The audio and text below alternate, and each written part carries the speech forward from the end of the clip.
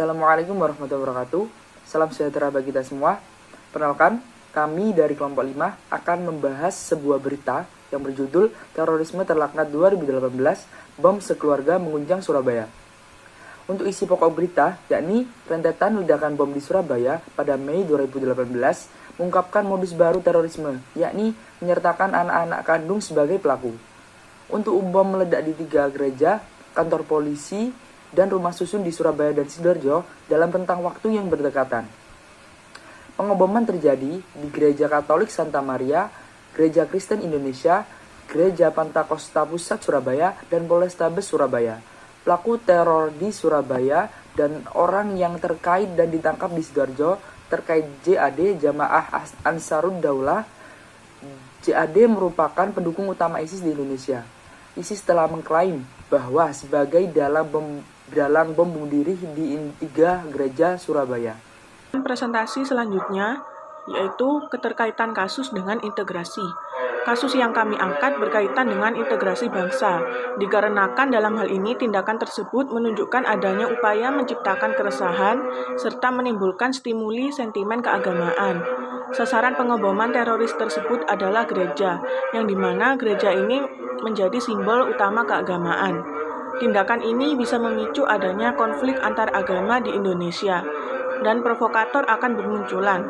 Adanya provokasi ini akan berpotensi memecah belah Indonesia, sehingga integrasi bangsa akan sulit terwujud dan akan mudah terjadi disintegrasi bangsa. Tidak sepatutnya bersikap sedemikian karena kita hidup di negara Indonesia yang majemuk dan mengharuskan kita untuk bisa hidup berdampingan dan saling toleransi antar sesama agar integrasi nasional dapat terwujud. Untuk materi selanjutnya yaitu faktor penyebab disintegrasi. Yang pertama itu pengelabuan. Tindakan merekrut anggota keluarga, yakni istri dan anak yang dilakukan oleh pelaku merupakan metode baru dalam melakukan aksi serangan bom bunuh diri. Alasan mengapa mereka merekrut keluarganya sendiri yaitu untuk mempermudah aksi radikalismenya itu dan juga adanya rasa kepercayaan. Nah, yang kedua itu eksklusif. Pelaku bersifat eksklusif. Mereka sangat membatasi dalam bergaul dengan lingkungan yang berada di sekitarnya. Yang ketiga itu menutup diri. Keluarga pelaku sangat menutup diri. Mereka hanya menjalin hubungan dengan keluarga lain yang dianggap satu aliran melalui pengajian bersama yang dilaksanakan setiap hari libur. Yang keempat itu takfiri. Pelaku rangkaian serangan bom bunuh diri merupakan anggota kelompok JAD, yaitu Jamaah Ansarud Daulah. Kelompok ini merupakan kelompok teroris di Indonesia yang berafiliasi dengan ISIS. Pemahaman kelompok ini menganggap bahwa yang tidak sejalan dengan ajarannya dianggap halal atau diperbolehkan untuk ditumbangkan atau dibunuh meskipun sama-sama beragama Islam. Yang kelima yaitu tunduk pada pemimpin. Kelompok JAD, Jamaah Ansarud Daulah, sangat patuh pada petunjuk dan perintah pada pemimpinnya. Mereka akan menjalankan apapun perintah yang diberikan kepadanya. Yang keenam yaitu surga. Satu-satunya yang menjadi perangsang bagi pelaku untuk bergabung dengan kelompok tersebut yaitu adalah jaminan bahwa mereka jika melakukan pengeboman tersebut akan dijamin masuk dalam surga. Nah, yang ketujuh itu cerita sebelum tidur.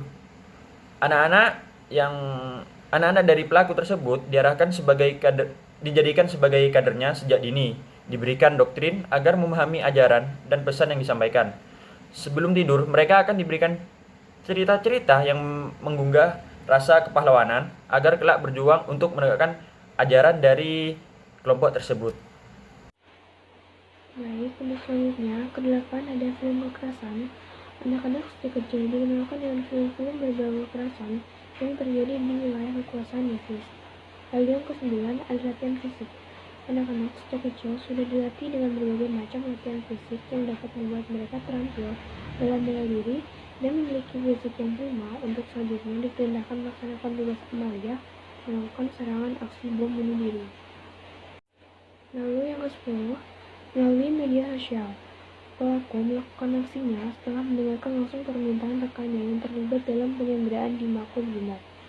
Serangan itu dilakukan agar rekan lain segera memberikan bantuan guna mendukung aksi mereka dalam berjuang menegakkan syariat Islam di Indonesia. Lalu yang ke-11 ada balas dendam. Pelaku ingin membalaskan dendam kegagalan penyanderaan yang terjadi di Makobrimob.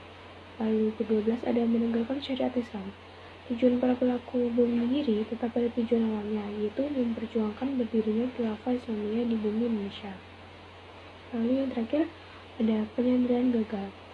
Insiden penyanderaan yang gagal, hal ini memicu para pelaku untuk mempercepat aksinya guna mengimbangi perjuangan yang sudah dilakukan oleh rekan-rekannya. Yang terakhir, alternatif penyelesaian. Terdapat 7 arah kebijakan yang dapat ditempuh dalam rangka mencegah dan menanggulangi kejahatan terorisme. Yang pertama, penguatan koordinasi dan kerjasama di antara lembaga pemerintahan. Yang kedua, peningkatan kapasitas lembaga pemerintah dalam pencegahan dan penanggulangan terorisme. Yang ketiga, pemantapan operasional penanggulangan terorisme dan penguatan upaya deteksi dini aksi terorisme.